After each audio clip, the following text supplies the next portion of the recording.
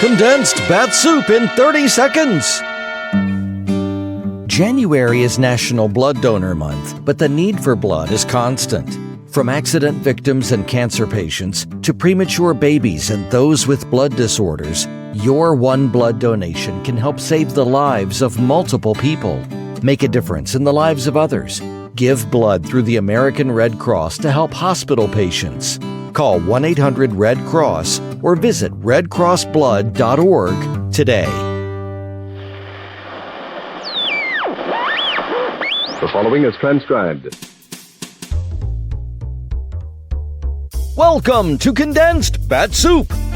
Now with 66% fewer superheroes than our regular podcast, which makes Condensed Bat-Supe even less nutritious, but still just as delicious.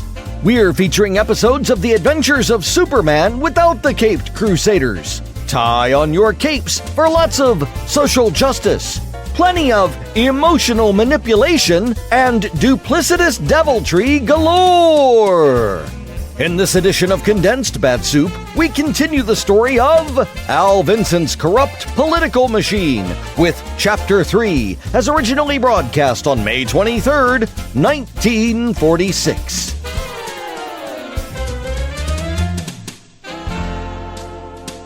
Faster than a speeding bullet. More powerful than a locomotive. Able to leap tall buildings at a single bound. Look, up in the sky. It's a bird. It's a plane. It's Superman. Kellogg's Pep. P-E-P, Pep. Kellogg's Pep, the Sunshine Cereal, presents The Adventures of Superman.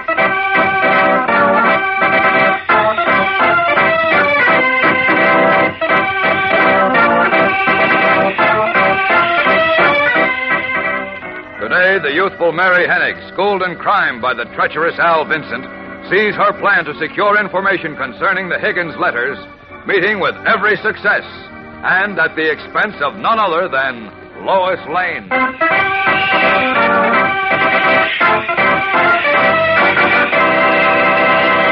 Hello there, gang. This is your pal Dan McCullough. Say, some kids say it's out of this world. Some call it a dream dish. But everybody agrees that this week's Pep Dish of the Week is a frolic of breakfast fun. It's a Pep Jamboree, you know, a dish that's just as nifty as its name. Now, here's how you make it. You pour out your regular serving of Kellogg's Pep, the Sunshine Cereal. Cover with that gay mixture fruit cocktail and a little of the sweet syrup. Pour on milk and pitch into your Pep Jamboree. It's colorful. It's flavorful. It's terrific. You see, you dig down through the juicy chunks of fruit to toasted flakes of Kellogg's Pep that are loaded with keen sunshine flavor. Why, Pep tastes a bang-up good. You want to finish off every delicious spoonful in your bowl. And that's the right idea, you know, because you don't want to waste cereal, especially nowadays when we're sending the cereal grains to fellows and girls across the seas. So keep that in mind, gang, when Mom brings Kellogg's Pep home from the grocer's. Make it your job to see that it's not wasted. Handle the package carefully if you pour your own Pep, and polish off every bit you pour out. And say, kind of keep watch on your younger brothers and sisters, too. Make sure to eat all your Pep. Don't waste it. And now, the Adventures of Superman. When Tony Sloan, a Daily Planet reporter, managed to secure several letters proving that Martin Higgins, candidate for mayor of Metropolis, is connected with gangsters and racketeers, Editor Perry White was jubilant. Now, he told Clark Kent and Lois Lane, they could ensure the election of Henry Marshall, an honest man who had promised to wipe out the slums and thereby remove the worst breeding ground for juvenile delinquency. But somehow this came to the attention of Al Vincent, a crooked pawnbroker and political henchman of Higgins. Calling in Mary Hennig, a 15-year-old girl, also known as Chickie, Vincent offered her $100 to worm her way into the Daily Planet and retrieve the Higgins letters. Having met Lois Lane when the girl reporter had done some settlement work, Mary visited her, and by playing on Lois's sympathies with a phony hard luck story, made her an unwitting ally. As we continue today, Lois, her arm protectively around Mary's shoulder, is in Perry White's office, trying to secure for the seemingly nice girl a part-time job, as Clark Kent stands by. Listen. I I tell you, we are short-handed around here, Chief. We need another office boy. Office girl. We don't need another office boy or an office girl either. But we do. Beanie should have someone to help him run copy. The poor boy is running himself ragged. Are you kidding? Beanie never ran a step in his life. If I gave him an assistant, he'd sleep all day. Well, Miss Williams needs help in the filing room, doesn't she, Clark? Huh? Why, yes. Come to think of it, Lois, Miss Williams has been looking rather tired lately. There. You see, Chief, Clark thinks we need Mary, too. I don't care what he thinks. I'm running this paper, and Mary can help Beanie and Miss Williams, and me, too. What's more, I'm sure she'll develop into a fine reporter. Sure, look, Chief, Lois is right. After all, you can't expect... No. We've got all the help we need, and that's that. And furthermore... Now, you see what you've done, Chief? What I've done? Yes, you. Don't cry, Mary. What's the matter with you two? Can't you see this girl's too young to go to work? She belongs in school. Now, young lady, if you want to amount to anything, you need an education. Yes, sir. Lois explained that Mary only wants to work after school and on Saturdays, Chief. Then why does she have to pick on me? There are plenty of jobs to be had after school for bright youngsters. Well, that's right, But Chief. I want to work on the Daily Planet and get to be a reporter like Miss Lane. No, you do, eh? But if you don't want to give me a chance... Now, there. Wait a minute. Take it easy, Mary. Lois, will you please make her stop that infernal crying? I think you better take her out of here, Lois, for a minute. I will. But you haven't heard the last of this, Mr. White. Come along, Mary. Oh, all right. Goodbye, Mr. White. Goodbye. Have her wait in the city room, Lois. Wait, what for? Sit in that chair by Miss Bartrack's desk, Mary. Now, don't go away. You ought to be ashamed of yourself, Chief. You certainly should. Aye, ashamed. What for?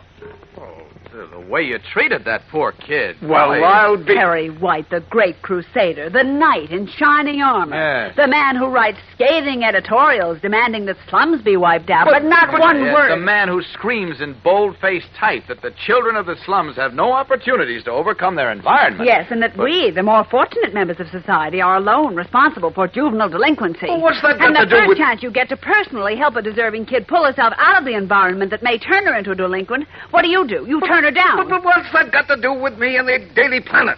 What are we running here, a social service agency? Oh, now, look, what am I supposed to do? Give a job to every prospective juvenile delinquent who takes it into his head No, to come Chief, in here? you're not supposed to. Nobody's asking you to do that.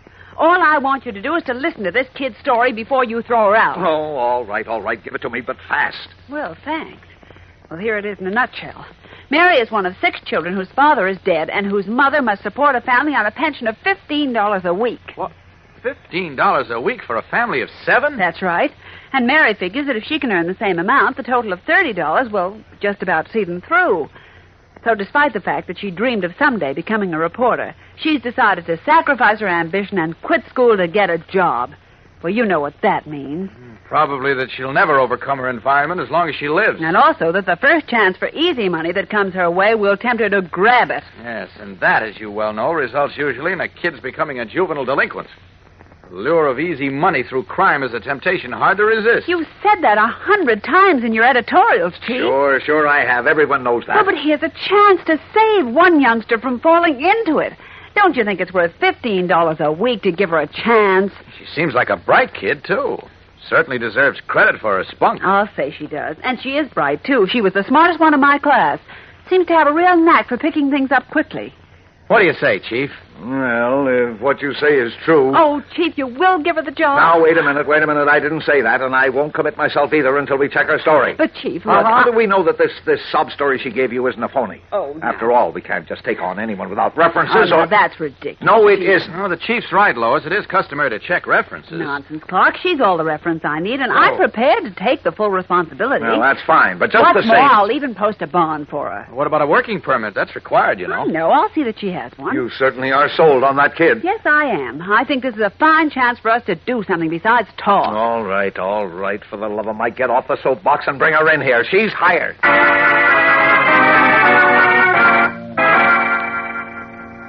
Now, Mary, I want you to understand that I'm hiring you without references and strictly on Miss Lane's say-so. I understand, Mr. White. Oh, gee, I hope you won't be sorry, Miss Lane. I know I won't, Mary. I certainly hope so. Now, you'll get $15 a week for coming in every day after school and all day Saturday. Oh, gee whiz, that's swell. When can I start? Right away. Oh, Lois, take her in and introduce her to Miss Williams and see that she meets the rest of the staff. Okay, Then Chief. come right back here because Tony Sloan should be here soon with those... Oh, wait a minute. Very White speaking. Tony? Where are you? We were Huh? What's that? Something wrong, Chief? Quiet, Kent. Go on, Tony. Yes. Yes, you sure?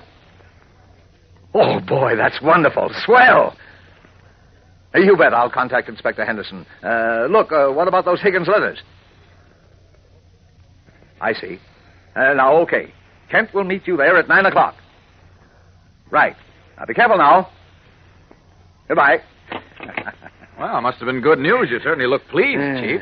Like the cat that swallowed the canary. That swallowed Martin Higgins would be better. Hey, what's up? Tony discovered something new? And how? He's been digging into Higgins' background further, and he has just come up with another of that rat's dirty business partnerships. A pawn shop that serves as a fence for a gang of young hoodlums. Wonderful. That's not all. The guy who runs the pawn shop, Tony says, conducts what amounts to a training school for boy and girl thieves. Good heavens, who is this monster? A man named Al Vincent. Al Vincent? Hey, what's the matter, Mary? Why have you turned so pale? As the color drains from Mary's face, Lois turns to her solicitously, while Perry White and Clark Kent, their eyes suddenly narrowing searchingly, look hard at the girl. Is she about to give herself away as Al Vincent's agent? We'll know in a moment, so stand by for the dramatic climax of today's episode. Say, gang, if you want breakfast to give your day a good start in life, latch on to Kellogg's Pep, the Sunshine cereal. Boy, there's a breakfast treat that is a treat. Packed with sunny, golden toasted flavor, for one thing. A keen, sparkling sort of flavor that perks up your appetite like anything. Pep is crisp, too, and crunchy, so tender it practically melts in your mouth. Why, Kellogg's Pep tastes so terrific, you can hardly wait to dig in and finish off every golden toasted flake in your bowl. Mom likes that, you know, because Pep is good for you. Sure, gives you solid whole wheat nourishment plus. What's more, it's never a good idea to waste cereal. And nowadays, we're sending the cereal grains to help give good grain nourishment to fellows and girls all over the world. So, latch on to Pep, gang. When Mom brings Kellogg's Pep home from the grocer's, make sure there's no waste at your house. If you pour your own Pep, pour it carefully and polish off every bit you pour out. Pass the word along to the rest of your family, too. It's so easy to do, and it's so important. Always eat all your Pep. Don't waste it. What's the matter, Mary? Why have you turned so pale? Don't you feel well? No, Mary, do you know Al Vincent? Well, that is, yes, in a way. Well, what do you mean, in a way? Do you know anything about Vincent's so-called school for juvenile thieves? Oh, no, Mr. Kent. You're sure you don't know anything about the gang of young boy and girl hoodlums who meet in the clubroom back of his shop every week? No, sir. No, I don't. Well, then how do you know him, Mary? You can tell us. Well, it's just that I brought something into his shop to pawn once, and, well, he was very nasty to me. When you mentioned his name again, I just got scared all over again, remembering. Oh, you poor child. Now, don't you worry. He won't bother you or anyone else for a long time after tonight. What do you mean, Chief? Well, tonight's the night that Vincent holds his weekly meeting with the members of his juvenile crime club. Were you serious about that? Certainly. Tony Sloan got all the dope on that. And you, Kent, are to meet him in front of Vincent's pawn shop at 9 o'clock with Henderson, the detachment of police, to stage a raid on the joint. Well, what about the Higgins letter? Well, Tony's got them. He'll turn them over to you following the raid. Oh, and after that, both Martin Higgins and Al Vincent will find themselves where they belong, behind bars.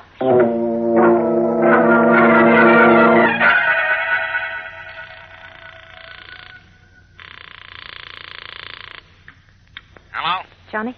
Yeah, who's this? Chicky, listen and get this to Al right away. The cops are going to raid Al's clubroom tonight at 9 o'clock. What? Shut up and listen. A guy named Tony Sloan, a reporter, is going to be waiting out front for him. He's got the Higgins letters. Got that? Yeah, sure. Okay. Now get in touch with Al right away and tell him everything I told you. And don't waste no time.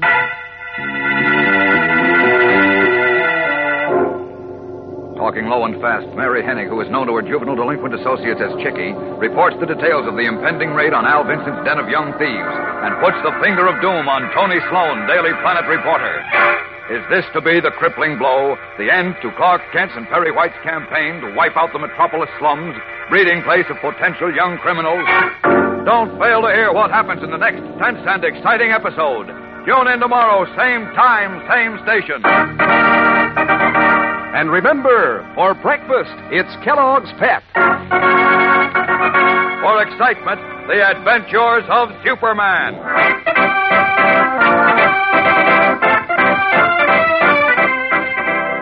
Superman is a copyrighted feature appearing in Superman DC comic magazines and is brought to you Monday through Friday at the same time by Kellogg's Pep, the Sunshine Cereal.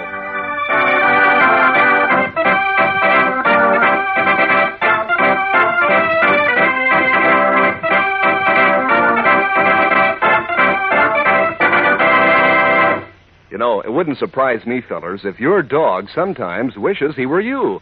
Then he could tell Mother what he likes to eat. And it wouldn't surprise me if he'd ask for Kellogg's Grow-Pup Dog Food Quick. It beats all how many dogs beg for it. Grow-Pup has such a swell, meaty flavor. And there are 3 different kinds. There's Grow-Pup Ribbon, Grow-Pup Meal, and Grow-Pup Pellets. They're all mighty tasty and mighty good for your dog. Help give him lots of muscle, strong bones, and teeth. Remind Mother, next time she's marketing, to ask for Kellogg's Grow-Pup. And be sure to be with us tomorrow for the thrilling adventures of Superman. This is the Mutual Broadcasting System. And now, faster than a speeding bullet, Condensed Bat-Supe proudly presents Chapter 4 of Al Vincent's Corrupt Political Machine, which was originally broadcast on May 24th, 1946. Faster than a speeding bullet. More powerful than a locomotive. Able to leap tall buildings at a single bound. Look, up in the sky. It's a bird. It's a plane. It's Superman. Kellogg's Pep. P-E-P, Pep. Kellogg's Pep, the Sunshine Cereal, presents The Adventures of Superman.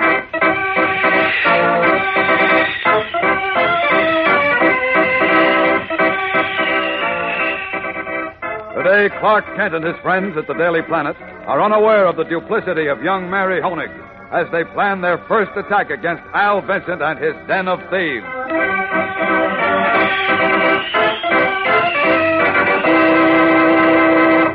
Hello there, gang. This is your pal Dan McCullough. You know, nobody wants a gloom box at the breakfast table in the morning. So if you want to show up with a sunny disposition and a sunny smile, get hep to that sunny breakfast cereal, Kellogg's Pep. Why, just one glimpse of those toasted whole wheat flakes, all golden and crisp, and you're bound to be in a good mood. You feel like eating a solid sort of breakfast that gives your day a happy start. You see, Kellogg's Pep is called the Sunshine Cereal. It's loaded with sparkling sunshine flavor, a comeback for more flavor that your appetite can really latch onto. And every flake is crisp and tender and mouth-watering good. Believe me, your first taste of Kellogg's Pep tells you that you're going to get a kick out of every last spoonful in your dish. And you know, that's the way it should be. Sure, because it's not good to waste cereal. And nowadays, the cereal grains are being sent to fellows and girls overseas. Keep that in mind when Mom brings Kellogg's Pep home from the grocer's. Don't waste it.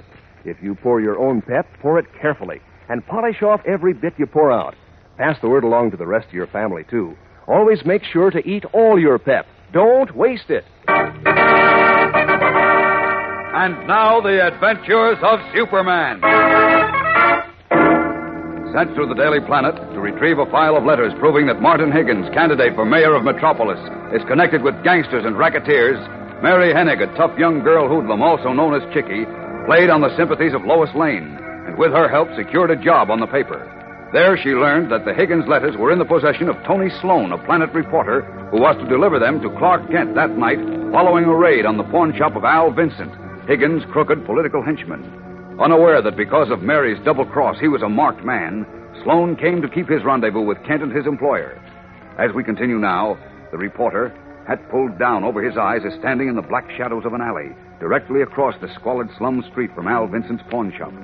Consulting his wristwatch, he finds himself 3 minutes early. Wearily, he leans against a wall, then suddenly comes to attention as he hears cautious footsteps approaching. Whirling, he turns to find himself facing 3 dim, burly figures who have slipped up behind him. You Tony Sloan? Yeah. No. I heard you the first time. Okay, guys, grab him. No. Come on, beat him up. Stop it, you're joking. Heavily outnumbered, the Daily Planet reporter fights desperately, but in vain. And soon his stifled cries and his struggles cease. Then a car roars away from the scene, and the dark alley is once more deserted.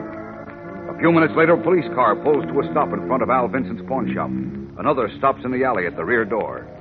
Clark Kent, Inspector Henderson, and Officer Healy step out of the first car and quickly enter the shop. Good evening, gentlemen. Are you Al Vincent? That's right. What can I do for you? I'm Inspector Henderson of the police department. Here's my shield. Well, it's a nice-looking shield. You want to pawn it, Inspector? Wise guy, huh? Never mind, Healy. Vincent, we have information that you maintain a headquarters for juvenile lawbreakers here and that you deal in stolen property. What? Now, wait a minute. I want to have a look around. Here's my search warrant. No, now, look here, Inspector. Come along.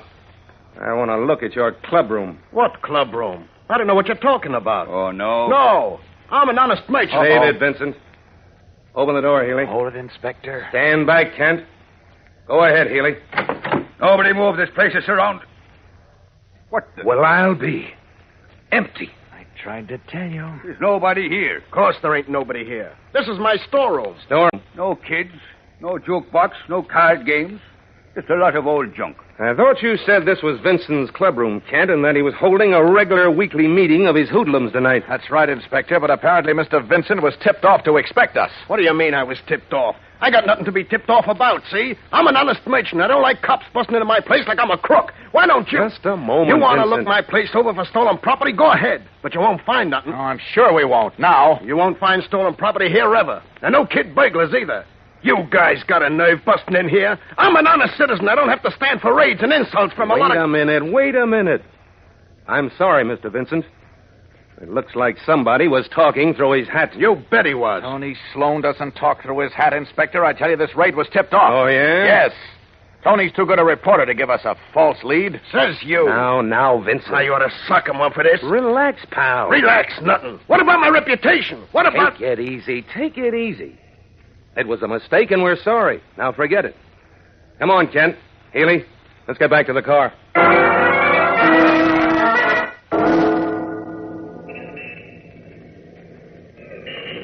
I can't understand this, Inspector. Well, I can.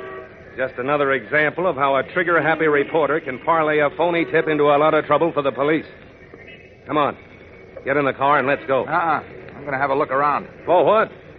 You saw there was nothing doing in Vincent's shop. Yes, but I'm convinced somebody tipped him off. Rubbish. Who could have tipped him off when only you people at the Planet and the men in my office knew about this raid? I don't know. But whoever it was may also have known that Tony Sloan was to meet us here with the evidence against Higgins in his pocket. And you think they grabbed him? I'm afraid of that. Go on your way off the base. Higgins is a bad boy, I know that. But I'm sure he wouldn't get mixed up with any strong-arm stuff. Not now, anyhow. Well, maybe he wouldn't, but I wouldn't put it past Vincent, his partner. Look, fella, the only thing you know about Vincent is what Tony Sloan told you. And so far, Sloan's been all wet. His story about Vincent's clubroom for juvenile delinquents is a phony. That goes for the stolen goods in the pawn shop, too. But, Inspector, somebody must have tipped him I off. don't buy that tip-off angle, Kent. For my money, Sloan's been talking through his fedora. No. You don't know Sloan, Inspector. He wouldn't... I know all I want to know about him. And he's going to hear from me, but plenty. Are you coming with us or not? No, I'm sticking around for a look-see. Well, suit yourself. Headquarters, Healy, and fast. So long, Kent. And look, don't bother me anymore with crackpot yarns dreamed up by some wacky reporter.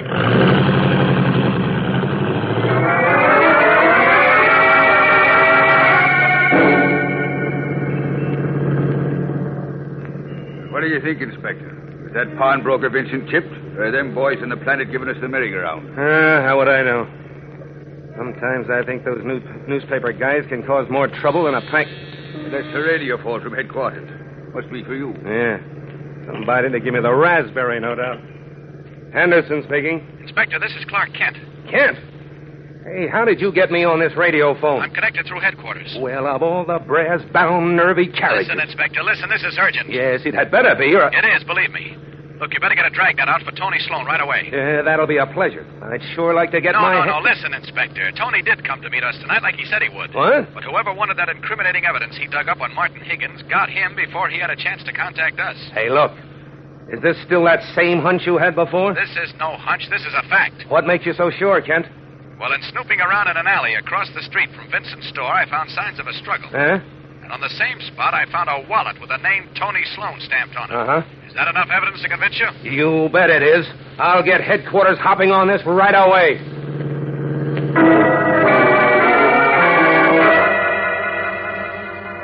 We'll be back in a moment for the tense climax of today's episode. So stand by. Say, gang, no up and Adam, fellow or girl, wants to miss anything these days. No, sir. So don't you miss trying this week's Pep Dish of the Week. It's called a Pep Jamboree, and it's a real frolic of flavor and fun. The makers of Kellogg's Pep dreamed it up, and Kellogg's Pep gives it that special something that gives your appetite the go-ahead signal. Now, here's how to make a Pep Jamboree. You top your regular serving of Kellogg's Pep, the Sunshine cereal, with mixed fruit cocktail, some of the sweet syrup, too. Pour on milk, and have yourself a jamboree of smooth eating. When you dig down through the juicy chunks of fruit to those crisp, tender flakes of Kellogg's Pep, boy, what a treat. That sparkling sunshine flavor really seems to rise and shine. Of course, Pep always tastes delicious, so you want to polish off every last bit in your bowl. And you know, that's mighty important, especially nowadays when the cereal grains are being sent to fellows and girls all around the world. So, gang, don't waste cereal. When Mom brings Kellogg's Pep home from the grocer's, make sure there's no waste at your house. If you pour your own Pep, pour it carefully and eat up every bit you pour out. Get Hep to Pep, gang. Eat all your Pep. Don't waste it. After reporting to Inspector Henderson his discovery of Tony Sloan's wallet near the signs of a scuffle in a dark alley, Kent returned to the scene to continue his investigation. There, his keen eyes found another, even more startling clue. Hey, what's this? Faint footsteps leading away from these scuffle marks. Looks like somebody was being dragged, too. Let's see where they go.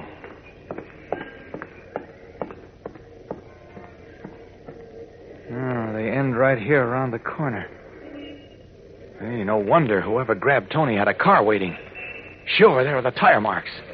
Faint but clear enough for my eyes. Uh-oh, police siren. That must be Inspector Henderson's men coming to have a look at these clues. Something tells me I'd better not wait for them. No telling what might be happening to Tony while we stand here and gab. So this is where Superman takes over. Off with these clothes.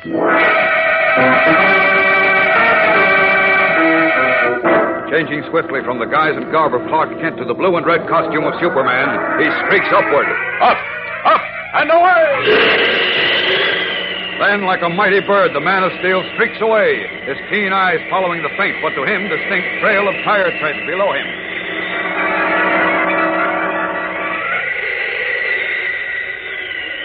Well, whoever owns that car made it easy to follow. With those crisscross treads on his right front wheel and the suction cup tread on the left. Wait a minute, can they be... Yes, they're leading to the river. And they stop there. Down to that waterfront. Down! Now, let's see.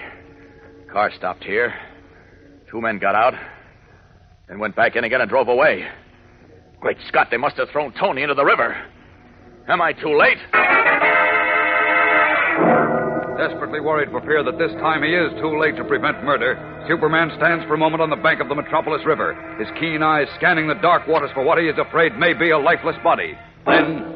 Up, and away!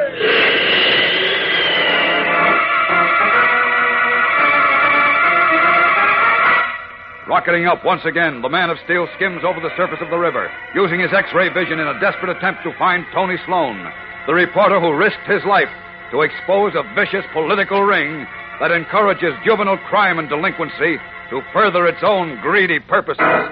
Is Superman too late this time? Have the evil forces of political greed liquidated Tony Sloan, and with him the evidence which would blast their hopes for the continued development of juvenile delinquency?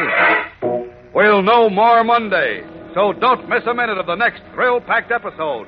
Tune in again Monday, same time, same station. And remember, for breakfast, it's Kellogg's Pep. For excitement, the adventures of Superman.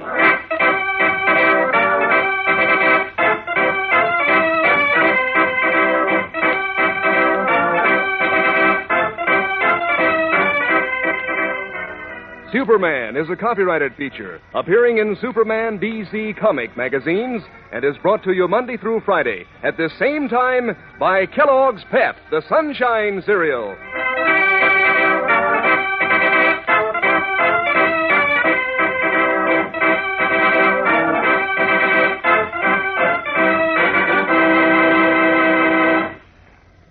Say, your dog's as good as any champ, isn't he? So see that he gets Kellogg's Grow-Pup dog food like lots of champion dogs do. Mix Grow-Pup in with his table scraps of meat and fat. It'll give him lots of muscle, help keep him husky and strong. He can take his pick of 3 different kinds of Grow-Pup, too. There's Grow-Pup Ribbon, Grow-Pup Meal, and Grow-Pup Pellets. They're all just full of wonderful meaty flavor. Ask your mother to get Grow-Pup today. It's good for champs, good for your dog, too. Remember, that's Kellogg's Grow-Pup. And be sure to be with us on Monday for the thrilling adventures of Superman. This is the Mutual Broadcasting System. It's time for a Condensed Bat-Supe Extra Helping, because who says helping can't be fun? This time, to celebrate National Blood Donor Month, we'll take a trip to Riverdale to check in on Archie Andrews and the gang as they get ready for a big party to benefit the Red Cross in the episode titled Jokes at Mrs. Lodge's Red Cross Party, or The Red Cross Benefit, as originally broadcast on March 15th, 1947.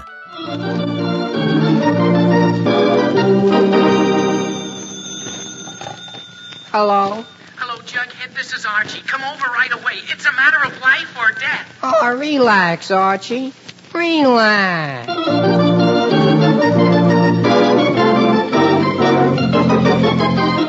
Yes, and you relax too, folks, if you can, because here he is again, right out of the pages of Archie Comics magazine with all his gang.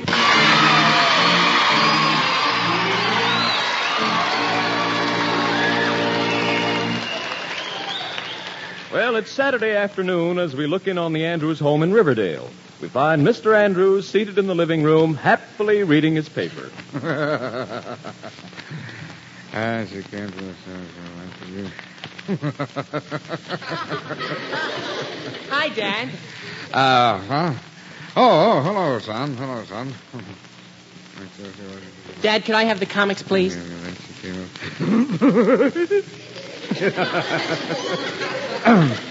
No what? Oh, comics. No, Archie, you certainly may not. Gee whiz. Well, how about the sports section, huh? Sports section. No, Archie, no. You cannot have the sports section or the comic section or any other section. I'm reading this paper, and you can't have any of it. Now, is that clear? Gee whiz, yes, Dad. Yes.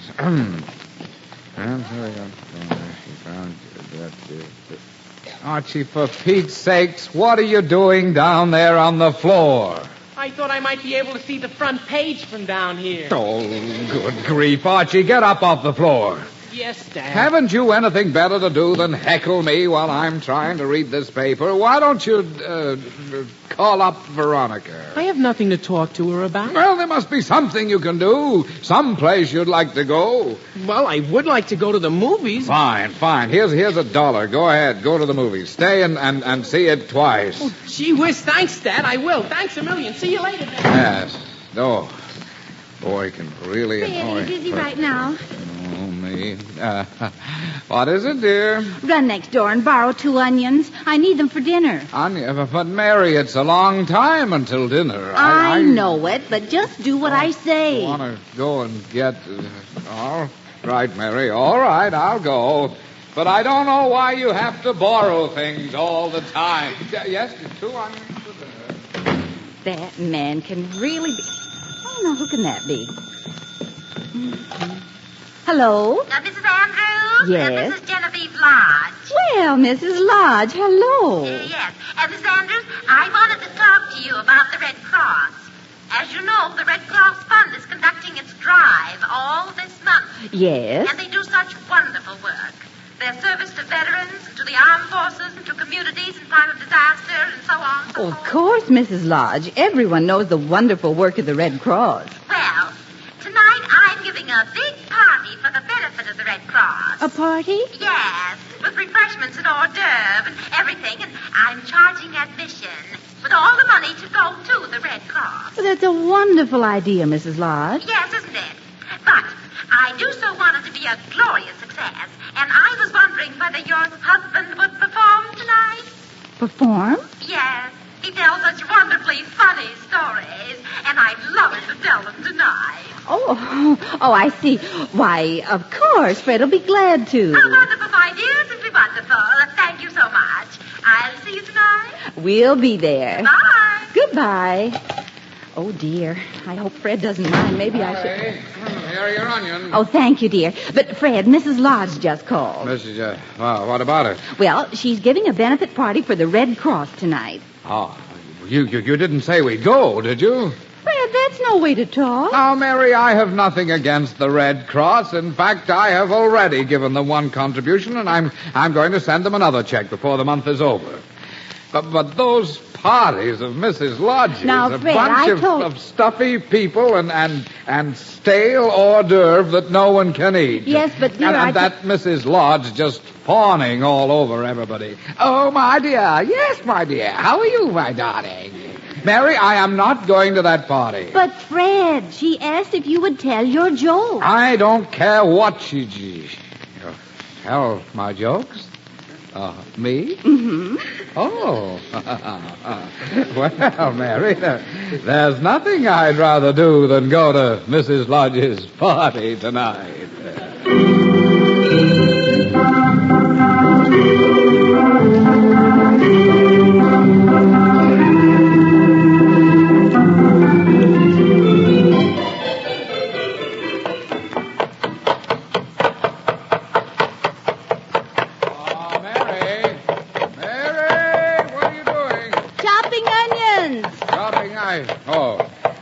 Dear, I've finally got my routine all set for the party. Would you listen to it, dear? I want to get your reaction to the... Why, of course, dear. Go right ahead. Yes. Well, I thought I would begin by... Well, go on. Go on, I'm listening. Oh, all right, dear. I thought you were busy. I thought I would begin... Well... Go ahead. Mary, I would go ahead if you would stop chopping those confounded onions for just 1 minute. Oh, I'm sorry, dear. Go ahead. You have my undivided attention. All right, dear. All right. Now, tonight at that party, I'll make a few introductory remarks, and then I'll lead into my first joke. Yes? I'll say, that reminds me of a funny story. Oh, what reminds you of a funny story? Something I will have said in the introduction, Mary. Well, go ahead, dear. All right. Now, I'll say, that reminds me of a funny story.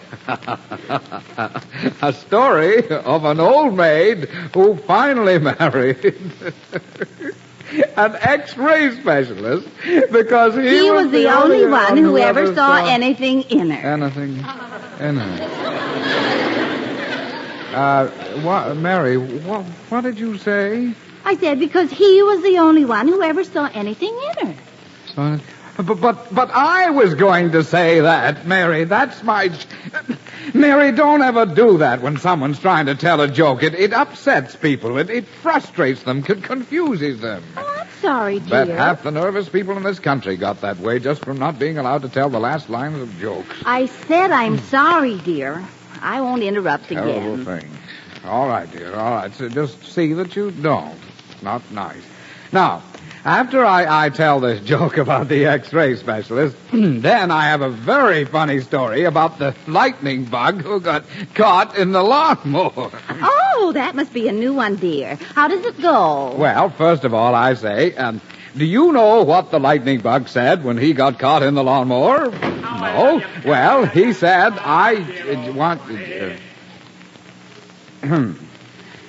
the lightning bug said, No. Oh, Fred, go ahead. What did the lightning bug say?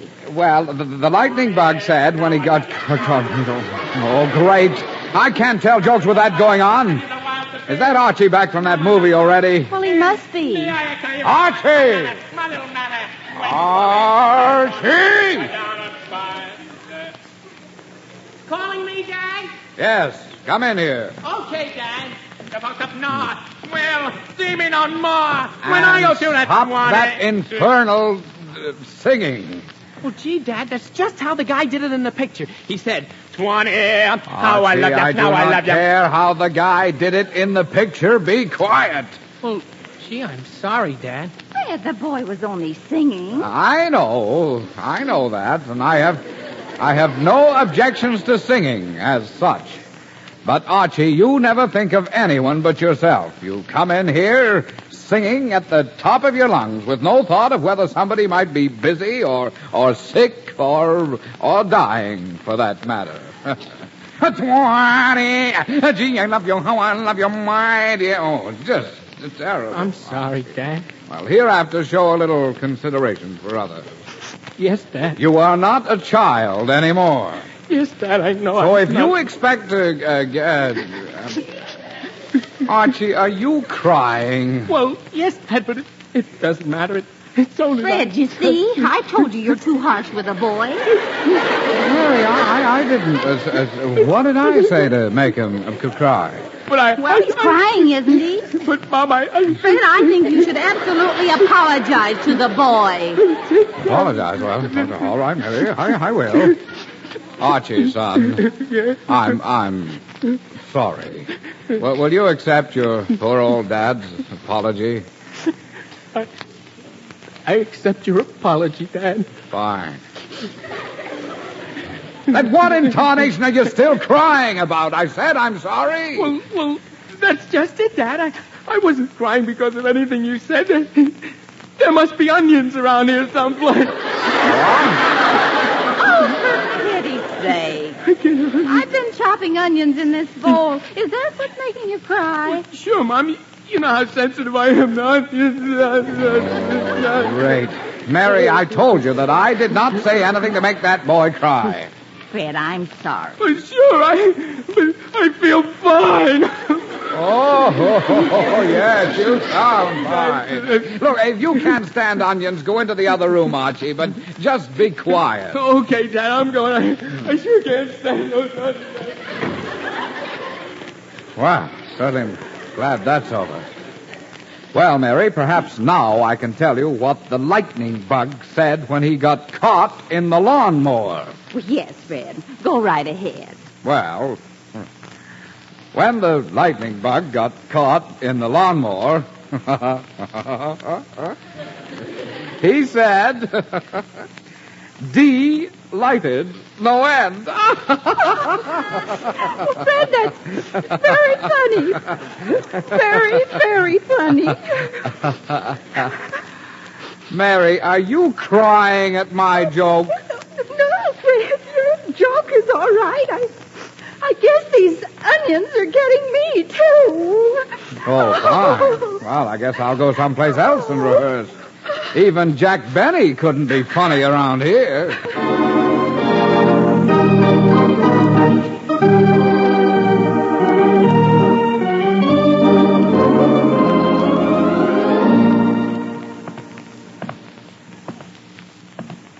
Boy, this fresh air sure feels good. Funny thing how I just get near an onion and I go all to pieces. I wonder... Hi, Archie. She was Jughead. What'd you expect? Uncle Remus? Gee, Jug, I wish you'd been here a little while ago. I just saw a swell picture all about Al Jolson. Oh, I heard that was pretty good. Yeah, but I can do as good as that guy, I bet you. Oh, sure. Better, in fact. You want to hear me? Sure, go ahead. Okay, listen to this. Mommy, my little mommy, the sun shines east, the sun shines west, but I've just learned where the sun shines best. Mommy,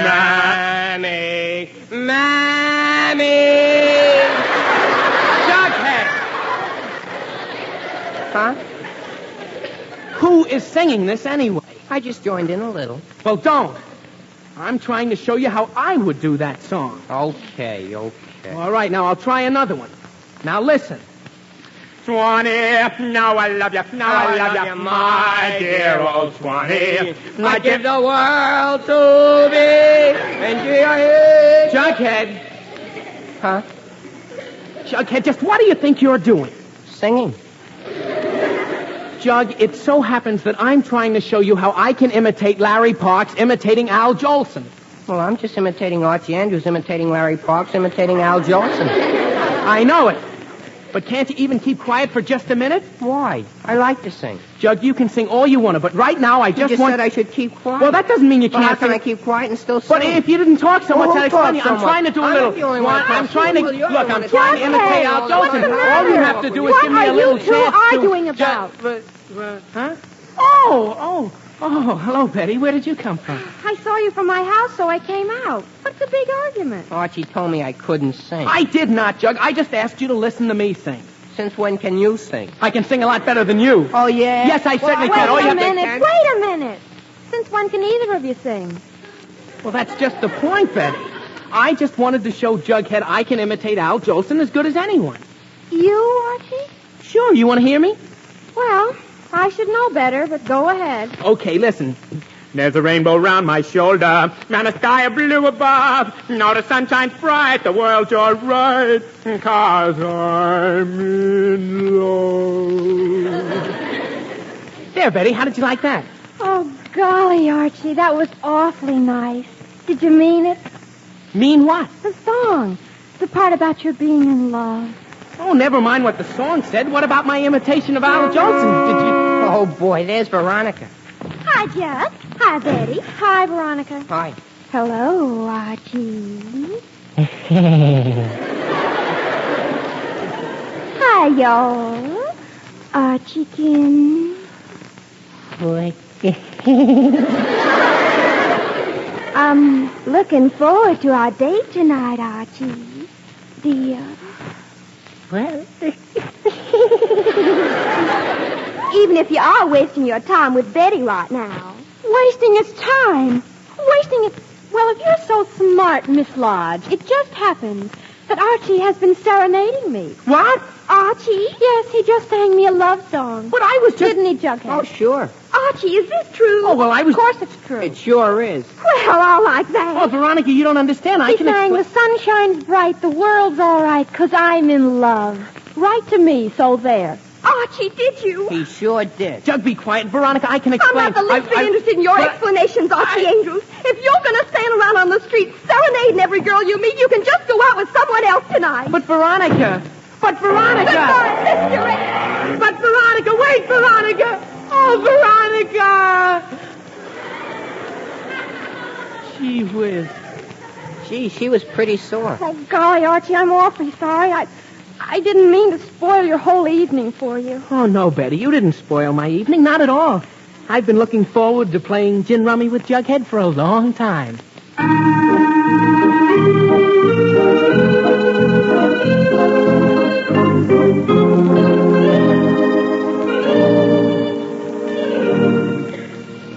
Fred, you ready? Ready as I'll ever be, dear. Well, is Archie going with us? Well, I don't think so, dear. This morning he said he had a date with Veronica for tonight. Veronica? Why, isn't she going to be at her own mother's party? Evidently not. Well, let's go, dear. All right, Mary. You know, something tells me we're going to have a very enjoyable evening at the lodges.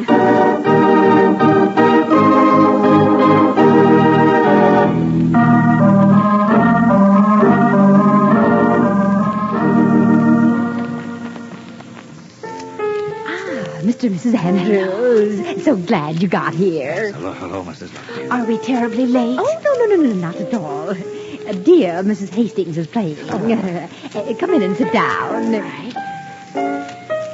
Oh, Mary, good grief, listen to that. Fred, be quiet. Now, sit right there, Mrs. Andrews. Oh, thank you. You sit there, Miss Andrews? Thank you, Mrs. Yes. Lodge. Oh.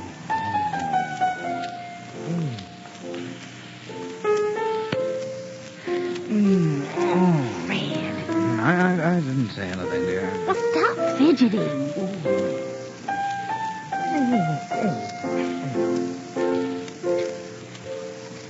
Thank heaven for that. Oh, I'm terribly sorry. I thought that you... I thought it was... Well, I am, dear.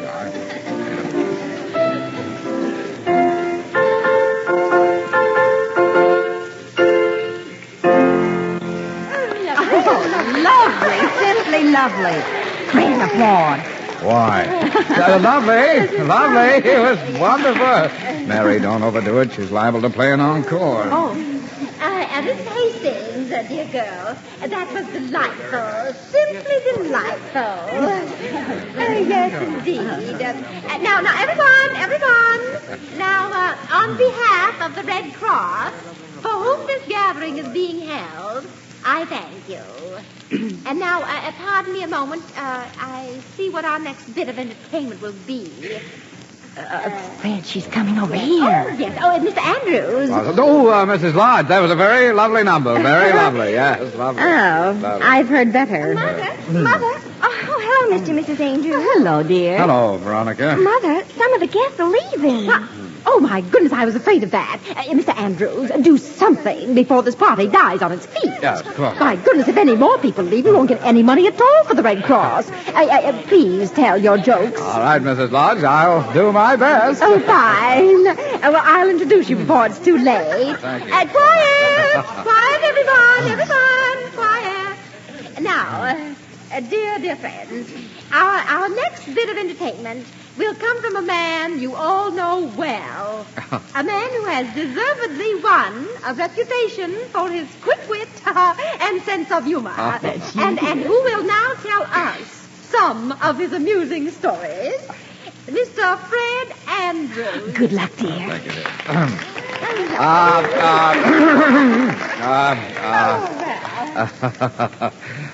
Thank you, Mrs. Lodge, for that very flattering introduction. You read it just the way I wrote it. For a while there, I thought you weren't going to introduce me at all. I thought I was going to be a wallflower tonight. Yeah, which reminds me of a very funny story that I just heard about an old maid who had tried to find a husband for many years. Well, excuse me, finally she succeeded in getting someone to marry her, an X-ray specialist. It seems that he was the only... It seems that this X-ray specialist was the only one who could see. Mr. Andrews, forgive me for interrupting you, but we can't hear you very well with that horrible noise. I'm not surprised. I can't hear myself. What on earth can it be? Well, I've no idea. Well, it seems to have stopped now. Yes, it has stopped. Continue, Mr. Andrews. I'm terribly sorry. Oh, that's quite all right. Well, this X-ray... Oh, good heavens, there it goes again. Mary, can that be... It's out in the garden. Fred, I don't know. I never heard anything like that. Well, I did just today. Fred, where are you going? To put a stop to that racket. Archie!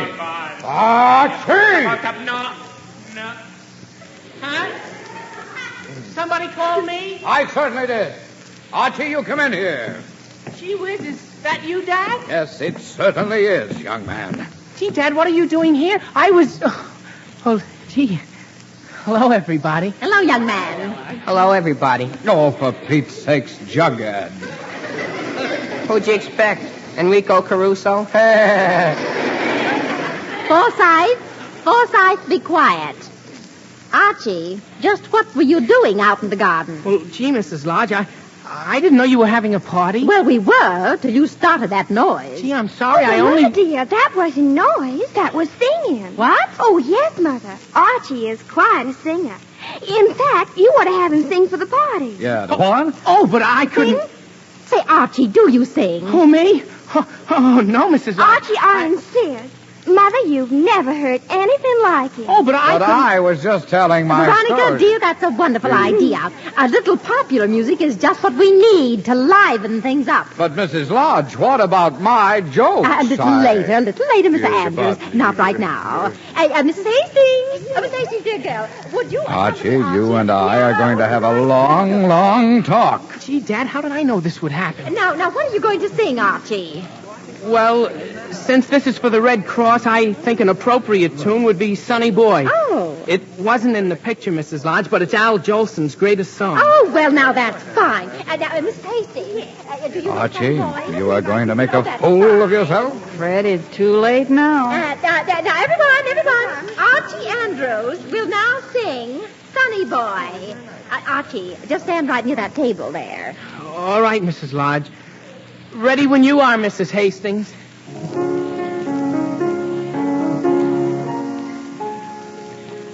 Climb upon my knee, sonny boy. You are only 3, sonny boy. You've no way of knowing, there's no way of showing what you mean to me, sonny boy. When there are gray skies, I don't mind those gray skies. You make them blue, sunny boy.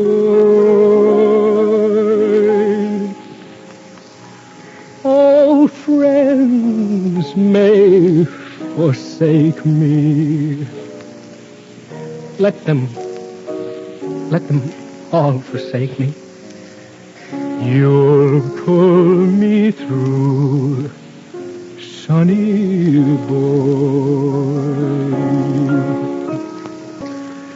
You're sent from heaven, and I know your worth. You've made a heaven for me, right here on earth. And then the angels grew lonely. They took you 'cause they were so lonely.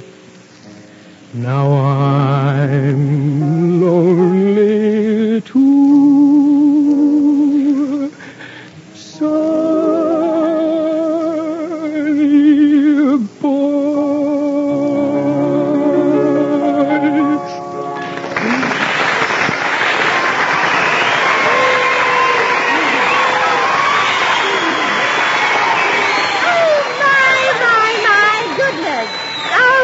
My goodness, that was wonderful.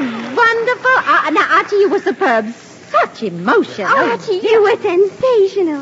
So moving. Darling, you were great. Yes, son, you were terrific. Oh, it wasn't anything. And Archie, I apologize for thinking you couldn't sing. You deserve a great big hit. And,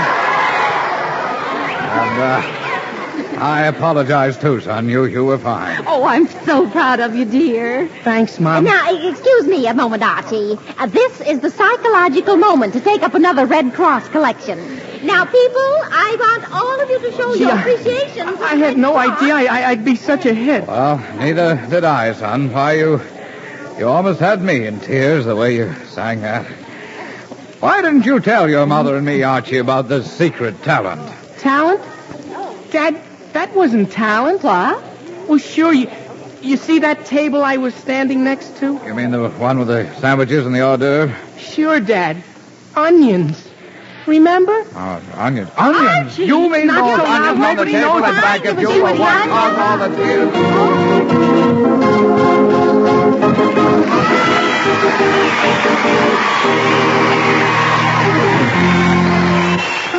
So we conclude another chapter of the adventures of Archie Andrews, written by Carl Jampel and based on the copyrighted feature appearing in Archie Comics magazine. Archie is played by Bob Hastings, Jughead by Harlan Stone. This program is directed by Kenneth McGregor. Listen next week for more of the merry adventures of Archie Andrews. This is Bob Sherry wishing you a very pleasant weekend. So long. This is NBC, the National Broadcasting Company.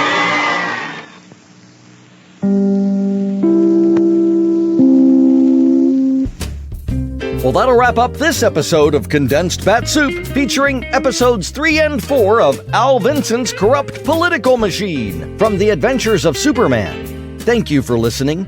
Be sure to tell your friends to subscribe to Bat-Supe on their favorite podcatcher. We can also be found on YouTube and Facebook. We'll see you next time for another exciting edition of Condensed Bat-Supe as we bring you more of our current storyline and another fine Bat-Supe Extra Helping.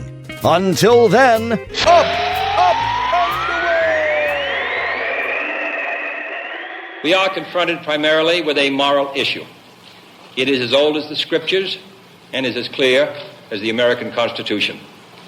The heart of the question is whether all Americans are to be afforded equal rights and equal opportunities, whether we are going to treat our fellow Americans as we want to be treated. If an American, because his skin is dark, cannot eat lunch in a restaurant open to the public, if he cannot send his children to the best public school available, if he cannot vote for the public officials who represent him, if, in short, he cannot enjoy the full and free life which all of us want, then who among us would be content to have the color of his skin changed and stand in his place? Who among us would then be content with the counsels of patience and delay